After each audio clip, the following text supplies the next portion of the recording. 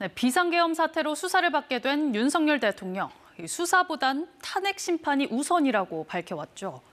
검찰 등 수사기관의 소환 통보가 줄을 잇자 이번엔 중복 소환이란 이유로 모두 불응했습니다. 공수처가 사건을 넘겨받은 이후엔 내란죄 수사권이 없다며 수사권 문제도 주장했습니다.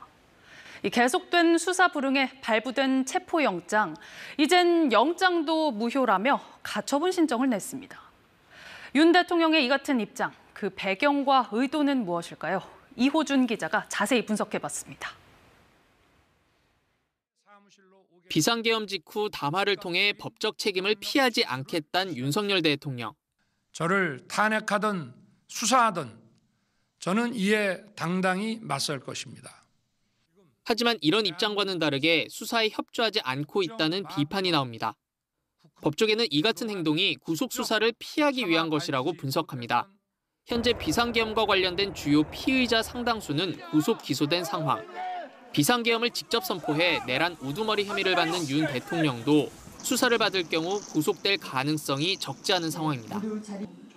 만약 구속이 현실화할 경우 수사와 함께 진행되는 헌재 탄핵 심판에 대한 대응에 문제가 생길 수 있다는 판단이 작용했다는 지적입니다. 윤 대통령 측은 이미 수사보다는 탄핵 심판을 통해 비상계엄에 대한 헌재의 판단을 먼저 받겠다는 입장을 내놓은 바 있습니다. 체포나 구속이 돼버리면 방어권 행사가 굉장히 어려워진다는 걸 알고 있고 수사 절차는 최대한 미루고 관저 앞에서 체포반대 집회를 여는 참가자들에게 입장문을 배포한 것도 수사보다는 지지층을 겨냥한 여론전을 우선한 게 아니냐는 분석이 나옵니다.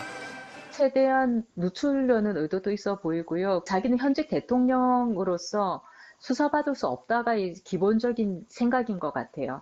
하지만 헌재가 탄핵 심판의 속도를 높이고 수사기관의 압박도 높아지면서 무작정 수사에 응하지 않는 것도 한계에 도달했다는 지적이 나오고 있습니다. KBS 뉴스 이호준입니다.